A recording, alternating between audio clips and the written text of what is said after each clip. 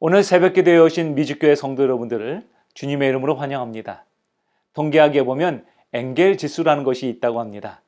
이것은 한 가정이나 사회 또는 국가의 생활 수준을 나타내는 지표로 줄곧 사용되는 지표라고 하는데요.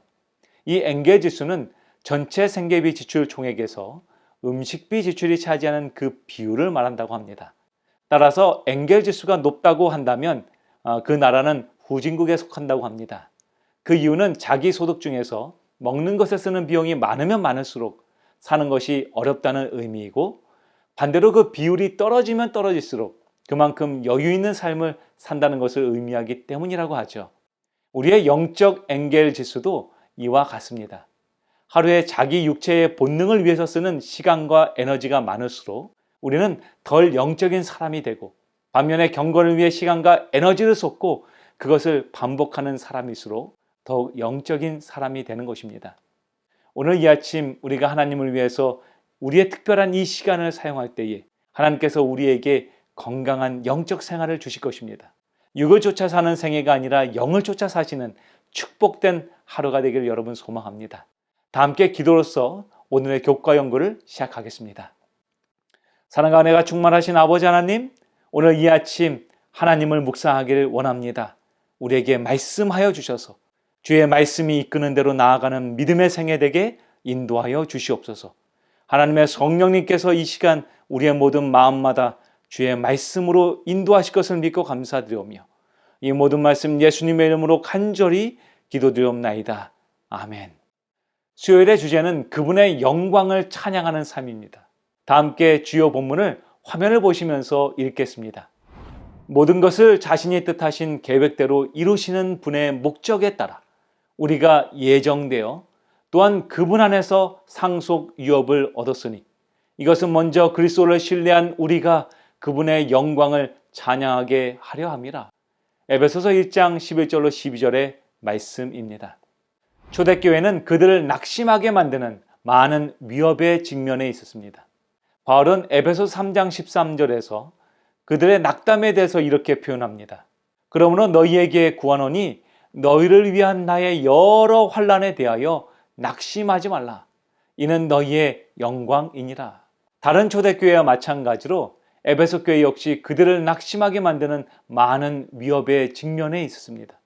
특히 당시의 초대교회가 직면해 있던 두 가지의 큰 위협이 있다면, 첫 번째는 외부로부터 오는 핍박과 두 번째는 내부에서 일어나는 분열이었습니다.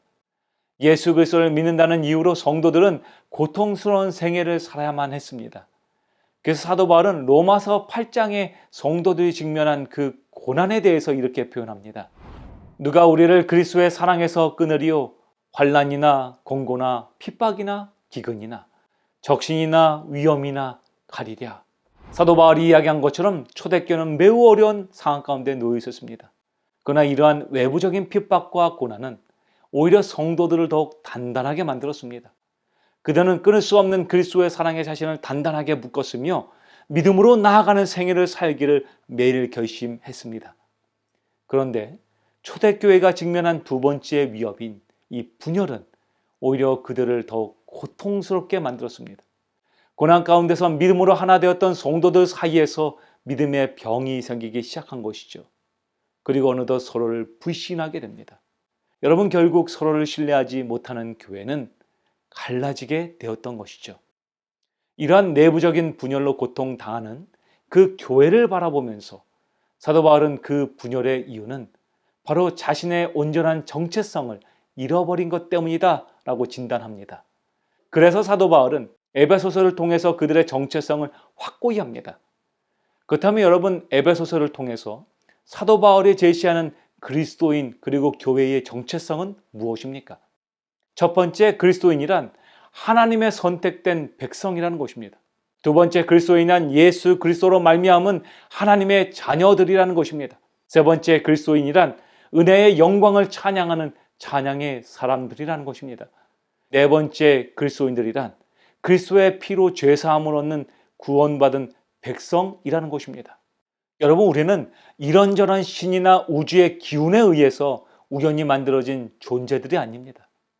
우리들은 하나님의 심오하고 영원하신 계획에 따라서 우리를 위해서 십자가의 구속으로 피 흘리신 그리스도를 통해 온갖 축복을 누리게 되는 하늘의 자녀들인 것입니다. 그렇기 때문에 우리는 반드시 우리 주 예수 그리스도의 하나님 아버지께 찬송을 돌리는 생애를 살아야 합니다. 특히 사도 바울은 우리의 정체성에 따른 축복을 이야기하면서 우리는 하나님의 기업이다 라고 외치고 있습니다. 에베소서 1장 11절 우리에게 이렇게 말하고 있습니다. 모든 일을 그의 뜻의 결정대로 일하시는 이의 계획을 따라 우리가 예정을 입어 그 안에서 기업이 되었으니. 여기서 기업이라는 단어는 헬라어로 클레포라는 단어가 사용되어지는데요. 그 뜻은 임명되다 또는 선택되다 라는 의미를 갖고 있습니다. 하나님은 우리를 그분의 기업으로 임명하셨습니다. 이 기업의 개념은요, 성경의 여러 곳에 자주 등장하는 개념인데요. 특히 예레미야 애가에도 이러한 개념이 등장합니다.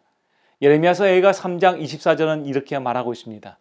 내 심령에 이르기를 여호와는 나의 기업이시니 그러므로 내가 그를 바라리라. 자본주의 문화 속에 사는 우리는요, 기업하면 순간적으로 회사를 떠올립니다. 그런데 성경에 사용된 단어인 이 기업이라는 단어는 그 한자를 한번 들여다보면 그것은 기업이지 기업이 아닙니다. 즉 대대로 물려오는 업과 자산이란 뜻이지 조직체로서의 회사를 의미하는 것은 아니라는 것이죠. 기업을 가리키는 히브리어 단어인 헬렉이라는 단어가 있는데요. 이 본래 분깃, 즉 주어진 부분이다 라는 뜻을 갖고 있습니다. 곧 하나님께서 주셔서 특정인이나 특정 그룹에 허락된 땅이나 재산을 가리키는 말입니다. 우리는 이 단어의 의미를 12지파의 땅 분배를 통해서 더욱 분명하게 이해할 수 있습니다. 그러니까 히브리어 헬렉의 가장 보편적인 의미는 각 지파, 각 가족에게 주어진 땅, 곧 그들의 생계의 근간을 가리킨다는 것입니다. 그렇다면 예레미야 애가에서 말하는 여호와는 기업이다라는 말은 여러분 어떤 의미를 갖고 있을까요? 이것은 원래 레위 지파에게 적용되던 개념이었습니다. 다른 지파에게는 자기 몫이 주어졌지만 그들 가운데 흩어져 살면서 하나님의 선하신 일을 하는 레위인들에게는 땅이나 일반적인 의미의 기업이 주어지지 않았습니다. 그래서 고정된 자산이 없었던 레위인들은 하나님만을 바라보면서 여호와가 나의 기업이란 그러한 고백을 했던 것입니다.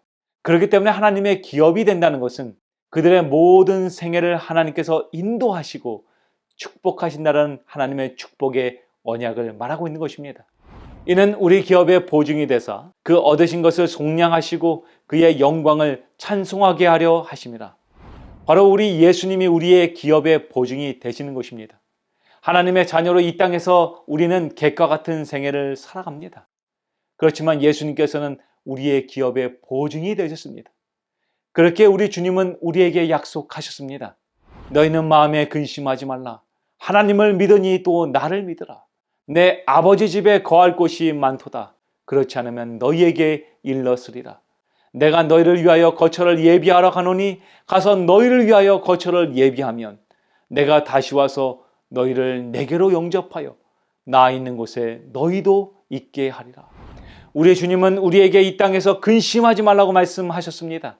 그 이유는 우리 주님이 바로 우리의 기업의 보증이 되시기 때문입니다.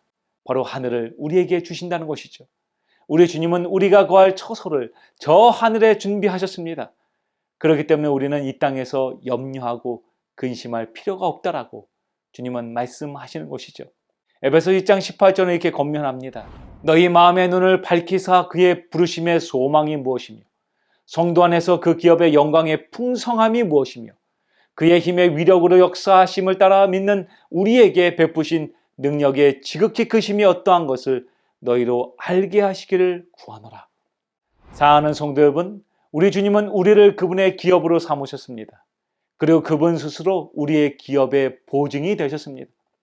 이제 그분을 믿는 자녀들에게 우리 주님은 넘치도록 풍성한 하늘의 축복을 준비하셨습니다. 그러니 이러한 하늘의 기업을 소유한 그분의 자녀들이 해야 하는 것은 이 땅에서 불안하며 근심하며 살아가는 것이 아닙니다. 그들이 얻을 기업인 하늘을 소유하며 하늘 백성이 된 사람들은 그들의 근심이 찬양이 되고 슬픔이 위로가 되는 생애를 살아야 하는 것이죠. 증언복음 3권 30페이지는 이렇게 말하고 있습니다. 하나님께서는 순종하는 그 자녀들이 당신의 축복을 주장하면서 찬양과 감사로 그 앞에 나오기를 원하신다. 하나님은 생명과 능력의 원천이시다. 그는 당신의 계명을 지키는 백성들을 위해서 광야를 변하여 열매가 가득한 옥토가 되게 하실 수 있으시다. 이것이 그 이름의 영광이 되기 때문이다. 그는 자기의 택하신 백성들을 위해서 그들의 심령이 감사로 벅찰 만큼 일하셨는데도 찬양이 그처럼 적은 데 대하여 슬퍼하신다. 사랑하는 미주교회 성도 여러분, 오늘 우리 주님은 우리에게 하늘의 기업을 약속하십니다. 그런데 우리 주님은 우리가 우리의 매일의 삶의 모습 속에서 찬양하지 않는 모습을 보면서 슬퍼하신다고 말하고 있습니다. 그토록 풍성한 은혜를 주셨는데도 불구하고 우리는 너무나 적게 감사하는 생애를 살아가고 있는 것이죠. 오늘 우리가 우리를 위해서 주어진 이 놀라운 하늘의 축복을 다시 한번 깊이 묵상하게 되기를 소망합니다. 그래서 우리의 삶이 하늘의 풍성한 축복으로 축복받으며 그 넘치는 은혜 가운데 거하는 저와 여러분이 되기를 소망합니다. 그래서 우리의 모든 근심들이 찬양이 되게 하시고, 그리고 우리의 모든 삶의 고난들이 우리의 찬양의 주제가 되게 하시는 그 하나님을 찬양하는 저와 여러분이 되기를 간절히 소망하며 오늘 교과 연구를 마치겠습니다. 다 함께 기도로서 오늘 모든 교과 연구를 마치겠습니다. 사랑의 아버지 하나님, 오늘 저희에게 이토록 아름다운 하루를 주시니 감사합니다. 하늘의 놀라운 축복을 바라보게 하시며 우리를 위해서 주어진 그 기업과 기업에 보증되시는 예수님을 발견케 하시니 감사합니다. 이 시간 함께 드려지는 모든 기도 가운데 아버지 축복하여 주셔서 정말로 그 기도들이 단 하나도 땅에 떨어지지 아니하며 하나님의 선하신 뜻대로 응답받는 귀한 축복의 기도되게 인도하여 주시옵소서. 오늘 저희의 모든 생애 가운데 아버지 인도하시며 매 발걸음마다 함께 하시는 주와 동행하는 축복된 하루가 되길 소망하오며 이 모든 말씀 예수님의 이름으로 간절히 기도드리옵나이다. 아멘.